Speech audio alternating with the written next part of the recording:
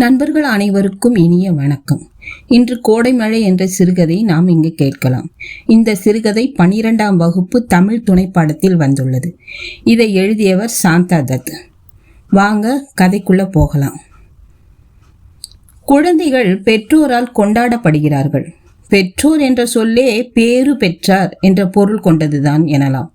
தாய் தந்தை இல்லாத ஏதிலி குழந்தைகளின் நிலை மிக கொடியதாகும். அக்குழந்தைகளை ஏற்று வளர்க்கும் மனித பண்பு வரவேற்கப்பட வேண்டிய ஒன்று. பிள்ளைகள் இல்லாத முதியோர்களும் இத்தகைய ஏதிலி நிலையில் தவிப்பவர்கள்தான். அவர்களையும் ஏற்று அரவணைப்பவர்கள் மனித நேயத்தை மேம்படுத்துபவர்களே. விழிகளை அகல விரித்து எவ்வித இலக்குமின்றி இப்படியும் அப்படியுமாய் பார்வையை சுழற்றி கொண்டிருந்த குழந்தை மீண்டும் சினுங்க ஆரம்பித்தது. இப்படித்தான் விட்டு விட்டு அழுது கொண்டிருக்கிறது. 6:30 மணிக்கு மேலாய் பசியா காய்ச்சல் அசதியா தெரியவில்லை. அவஸ்தைப்படும் குழந்தையை நினைத்து அவஸ்தைப்பட்டு கொண்டிருந்தார் ஆறுமுகம். குழந்தைக்கு 2 விழுங்கு டீ தண்ணி புகட்டி தானும் குடித்தால் வறண்ட தொண்டைக்கு இதமாக இருக்கும். டீ விற்கும் பையனை உள்ளே விடமாட்டார்கள். வெளியே சென்று குடித்துவிட்டு வரவும் துணிவில்லாமல் இருந்தது. இடம் பறி போய்விடும் எனும் பயம். போட்டு சொல்லும் மேல் துண்டை தள்ளிவிட்டு அடாவடித்தனமாய் ஆக்கிரமித்துக் கொள்ளும் பொறுமை பறிபோயிருந்த ஜனம். விடிந்தும் விடியாததுமாய் பரபரத்து ஓடி வந்தும் பயனில்லை. கூட்டம் சேருவதற்கு முன் வந்துவிட வேண்டும் எனும் தவிப்பு அடுத்தவர்களுக்கும் இருக்காதா என்ன என்று எண்ணியபடி குழந்தையை தோளில் சாய்த்து சமாதானப்படுத்த முயன்றார். வரிசையின் அசைவு ஆமை வேகத்தில் அலுப்பு கூடியது. போய்விடலாமா என்ற எரிச்சல் கூட கை மருந்துக்கு கட்டுப்படாத 2 நாள் காய்ச்சல்.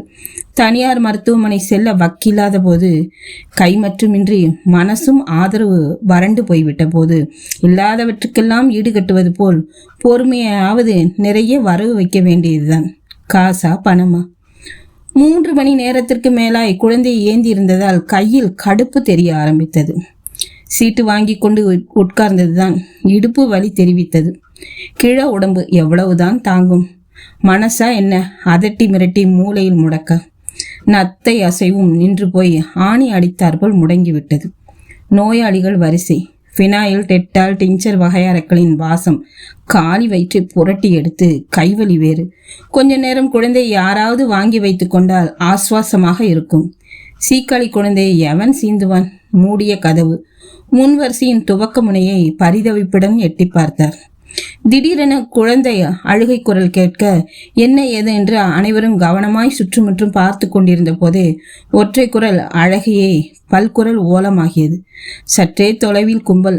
வரிசையில் இருந்தவர் பலரும் இடபயத்தை அடியோடு மறந்து போய் அடித்து பிடித்து கொண்டு ஓடிய வேகத்தில் திரும்பி வந்து இருக்கை பறிபோகாதிருந்த ஆசுவாசத்துடன் பழையபடி உட்கார்ந்து கொண்டனர். 2 நாளா இழுத்துட்டு இருந்ததாம். போய் சேரட்டும் எனும்படியாகவோ இருக்கிறது தன்னிலை. இதோ ஒன்று இருக்கே, தன்னையே நம்பி தானே சகலமாய் இது எப்போதும் வளர்ந்து தன்னைத்தானே கவனித்துக் கொள்ளும் அளவு ஆளாகி இதுவரை இந்த உயிர் நிற்குமா? கலவரம் மேலிட குழந்தையை நெஞ்சோடு சேர்த்து அழுத்தியதில் சற்றே அடங்கியிருந்த அது மீண்டும் ஈனஸ்வரத்தில் முணங்க தொடங்கியது. மரத்தடி அழுகை இப்போது இன்னும் வலுத்திருந்தது. ஆஸ்பத்திரி என்றாலே அழுகையும் ஓலமும் என்றாகிவிட்டது. இப்படித்தான் இதே ஆஸ்பத்திரியில் வெளிச்சமாய் வாழ வேண்டியவன் அல்பாயுசில கட்டியாக கிடந்து முழுசாய் 6 மாசம் கூட ஆகவில்லை. பாவம், 30 வயசு கூட இருக்காது. இன்னும் எவ்வளவு இருக்கும்? அதுக்குள்ள பாழாய் போன யமனுக்கு அவசரம் பார். நீ வேற, இது தானா தேடிட்ட சாவம். அடப்பாவமே, ஆண்டவன் கொடுத்த உசுறு. இவனுக்கு என்ன அதிகாரம் இருக்கு? இவனுங்களையெல்லாம் பிழைக்க வச்சு கழுவில் ஏற்றி சாகடிக்கணும். சரியான கோடை பசங்க. போறவன் பொக்குன்னு போயிடுறான், இருக்கிறவன் ஆயுசுக்கும் இல்லை அல்லாடணும். அல்லாடி கொண்டுதான் இருக்கிறார் ஆறுமுகம். 6 மாத அல்லாட்டம், பச்சை மண்ணுடனான அவதி. உனக்கு நான் எனக்கு நீ என்றாகிவிட்ட நாதியற்ற அவஸ்தை. தகப்பனையும் பிள்ளையும் பாதுகாக்க வேண்டிய இடைவாரிசு இருவரையும் நட்டாத்துல விட்டு தன் வழியே சென்று விட்டான். வியாதி இல்லை, வெக்க இல்லை. விஷத்தை விழுங்கி 6 நாள் மட்டுமே அவஸ்தைப்பட்டு போய் சேர்ந்து விட்டான். 4 நாள் காய்ச்சலில் கட்டியவள் கண் மூடிய பின் வாழ பிடிக்கவில்லையாம். பெத்தவங்க இல்லாத குழந்தை ஆகிவிட்டதே எனும் ஓயாத புலம்பல் தவிர பிள்ளையை பிரிந்த துயரம் துளியும் இல்லை. அவரிடம் அந்த அளவுக்கு நெஞ்செங்கும் வெறுப்பு மண்டி இருந்தது. நெஞ்சுக்கூட்டில் நெருப்பு வைக்க வேண்டியவன் இப்படி தவிக்க விட்டு போய்விட்டானே எனும் ஆறா கோபம் பாசத்தை பாசி போல மூடிவிட்டிருந்தது. அதோ இதை என நுனிமூச்சை பிடித்து வைத்திருக்கும் அப்பனை நினைக்காவிடனும் பிஞ்சு பிள்ளை கூட மனதில் வராமல் அப்படி என்ன அதிசய அன்பு பெண்டாட்டி மீது. வானம் பொய்ப்பது தொடர்கதையாகிவிட ஊர் உறவு உடைமைகளை துறந்து பஞ்சம் பிழைக்க பட்டணம் வந்து பிழைப்புக்கு ஏதோ வழி தேடிக்கொண்டு திடமாய் வைராக்கியமாய் தான் வாழவில்லையா? இத்தனை காலமாய் வந்த இடத்தில் 40 ஆண்டுக்கும் மேலாய் நிழலாய் இருந்தவள் பூமியில் தன் கணக்கை முடித்து கொண்ட பின் அவர் சிதையில் விழவில்லை. மகனுக்காக வாழ்ந்தார். ஒற்றை ஆளாய் வளர்த்து ஆளாக்கி ஒரு கடினமான வேலையில் அமர்த்தி குடும்பஸ்தனாக்கி நகரு பெருசு, வைகுண்ட வாசல்ல திறக்கிறாப்புல ஒரு வழியா கதவு திறந்துட்டுது. நீ என்னடானா எந்த கோட்டையோ பிடிக்கிறாப்புல. நட நட. முனங்கி முக்கி குழந்தை தூங்கி விட்டிருந்தது. அவ்வளவு நேரம் காத்திருக்கும் தள்ளாமையும் மன உளைச்சலுமாய் அவருக்கு உடம்பு வேர்த்து சில்லிட்டு இருந்தது. உள்ளிருந்து வெளியே வந்தால் ஒரு பெண். தாயின் தோளில் கோழி குஞ்சாய் ஒரு பிஞ்சாவது ஒடுங்கி இருக்க அவள் அதை சுற்றி படர்ந்து இருந்தது. பார்க்கவும் நினைக்கவும் மிகவும் பாந்தமாக இருந்தது. நெடுமூச்சு தவிர வேறெதும் இல்லாத குழந்தை மீதான தன் கையை அடித்து இருத்தி கொண்டார். இந்த அரவணைப்பு இதற்கு இன்னும் எத்தனை நாட்கள்? தனக்கு பிறகு பிள்ளையை பரிசோதித்த டாக்டர் நெஞ்சில் சளி கட்டி இருப்பதால் காய்ச்சல், பயப்பட தேவையில்லை, பக்குவமாய் பார்த்து கொண்டால் 2 தினங்களில் தணிந்துவிடும் என மருந்து எழுதி கொடுத்தார். உங்க கை இப்படி நடுங்குது பெரியவரை, வீட்டில் வேற யாரும் இல்லையா? ஊசி போட்ட வலியால் வீரிட்ட குழந்தையை லாவகமாய் அணைத்து சமாதானப்படுத்தி அவ்வாறு கேட்ட வெள்ளையுடைய தேவதைக்கு நன்றி சிரிப்பை மட்டுமே பதிலாக விட்டு வெளியே வந்தார். தவித்த தொண்டையை தேநீரால் ஆஸ்வாசப்படுத்தி கொண்டு வழக்கமாய் வாங்கும் மருந்து கடை நோக்கி பயணப்பட்டார். வாங்கயா, உட்காருங்க. பிள்ளைக்கு உடம்பு சரியில்லையா? இப்படி கொடுங்க. கைச்சுமை மட்டும் இடம் மாறியது. 3 நாளா சிரமப்படுது பாவம். டாக்டர் ஊசி போட்டு மருந்து எழுதி கொடுத்துருக்கார், சரியாயிடும். இப்போ உங்ககிட்ட மருந்து வாங்க மட்டும் வரல பாபு. சீட்டை நீட்டியபடி அமைதியாய் சொன்னவரை யோசனையுடன் பார்த்தான் பாபு. ரொம்ப நாளாவே சொல்லிட்டு இருக்க, இப்ப எனக்கு சரியாத்தான் படுறது. இதுக்காக இன்னும் நிறைய நாள் உசுரோட இருக்கணும்னு எனக்கு ஆசைதான். நெஞ்சில் உரம் இருந்தாலும் உடம்பு கேட்கணுமே.